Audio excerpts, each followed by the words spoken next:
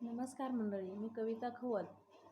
आज तुम्हाला मी ॲप्रेशचे फायदे सांगणार आहे, म्हणजेच एनर्जी ड्रिंक.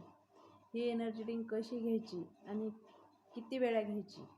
ज्यावेळेस तुम्ही पहाटे 5 वाजता उठता वर्कआउट करण्यासाठी, आणि खूप काही फायदे आहेत. ज्यावेळेस आपण पहाटे 5 वाजता उठून ही एनर्जी ड्रिंक कोमट पाण्यात मी 1 ग्लास भरून घेतली, तर तुमचं पटकन झपाट्याने पोट साफ होईल आणि वर्कआउटला एनर्जी टिकून राहील आणि कुठला थकवा येणार नाही, कुठला आळस येणार नाही.